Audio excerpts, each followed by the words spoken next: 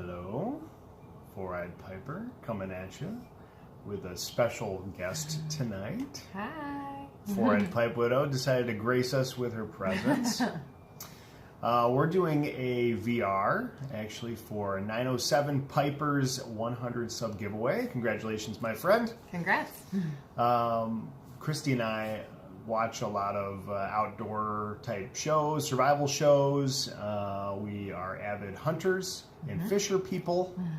And we thought that we should answer this one together because it was kind of an interesting question. So 907 asked us if we were to take a 30-day excursion into the outdoors and have to survive and live out there, what would the 10 items be that we would bring, and where would we go, what time of year, and all that good stuff. So we kind of went back and forth, and I'll be honest with you, I might be a little overconfident on this one. Christy definitely has been playing devil's advocate with me a little bit with this, but I have to say for 30 days, I feel like I'm pretty confident I could be very successful out there with much less than 10 items. 10 items is really generous. You know, we watch a show where you get 2 items and you have to stay out there for 21 days with no clothes on. You guys might know what this show is. I'm not going to say. But I feel pretty confident. But why don't you go through our list? Okay, so first of all, we decided actually that we felt confident we could survive right here where we are in New York. Kind of as you were speaking to in your video, there's beautiful areas around here that have hills and outcroppings. There's plenty of lakes and rivers. And we figured September would be a good month also. That is moving late summer into early fall for us. So the temperatures are mild. There's not as many bugs. Fishing and game, all of that's readily, plentiful in our area. So we thought we could probably make it work in New York, right here where we are.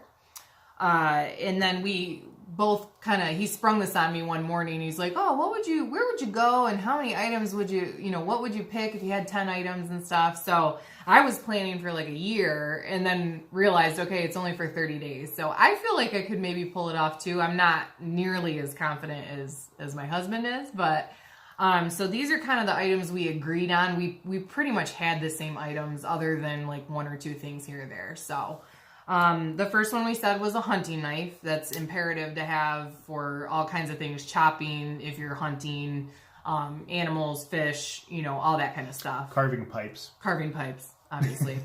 And then we also said hatchet because Zach's point was, a knife might get dulled, especially if you're using it to chop wood and things like that for fire and that kind of stuff. So having the hatchet and 2 blades versus 1 would be really useful. Of course, the hatchet too could be used as like a hammer or a digger. Yeah, exactly. Yeah, all kinds of stuff. A digger.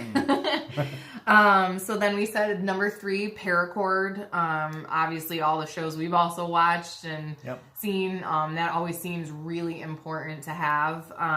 Cordage is super important for a lot of things, building obviously, but also in New York State, there's very few sources that come to mind where you could create to make cordage unless you got like animal hide or something like that. I'm sure there's stuff out there that I'm not super aware of, but I thought cordage was definitely a high on the list. Yeah, there's not a lot of like plant life that you could weave together that would be strong enough to really sustain that. So you probably could, but it would take a long time and a lot of energy. And we're only here 30 days, so probably take all 30 days.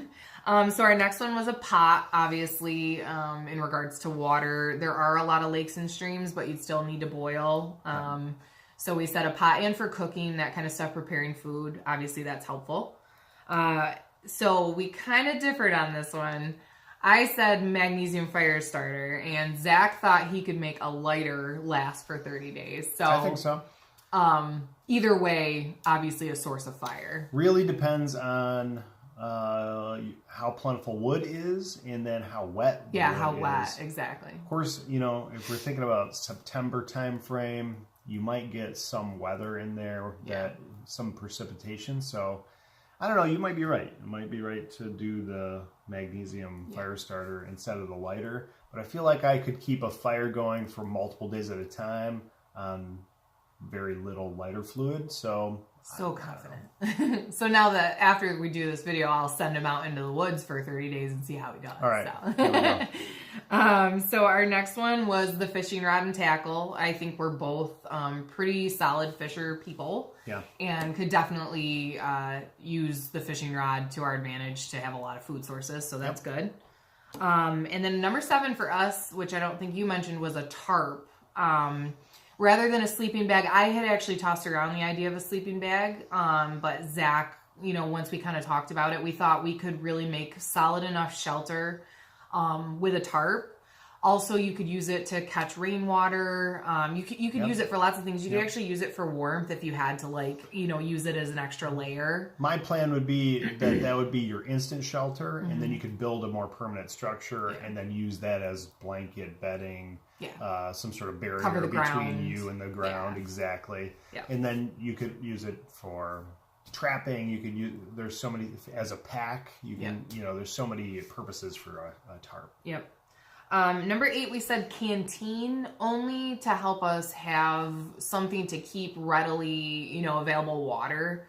Obviously with rock outcroppings and things like that, you could find probably ways to store it sort of, but I'd feel more comfortable, I think, having, water that I already boiled in a canteen. Again, you could use a tarp to keep larger quantities of water, but I think that canteen would be really important. Yep. And there's also, Zach had mentioned too, there's a lot of silt in this area and a lot of things that we could potentially use to filter the water too. Yeah, that's true. Again, it would be good to have a canteen and then a pot, theoretically, to have, extra water behind if it was hot in September, because sometimes it is up here. So. Yep.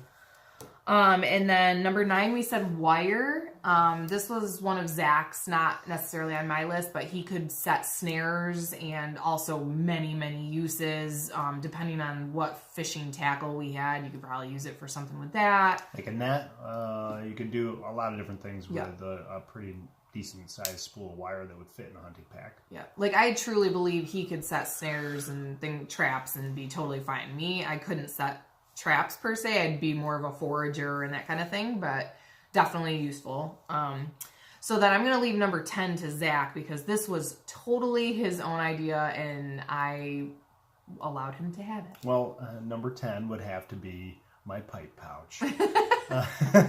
I feel pretty confident I can get things done with what we've got on the list, and I'm going to need something to pass the time. Now, what I'm going to bring in that pipe pouch, I might be breaking the rules here. I'd have to choose the pipe very carefully, but I would definitely be bringing my Boswell's Northwoods with me for the long haul. So that would be my list.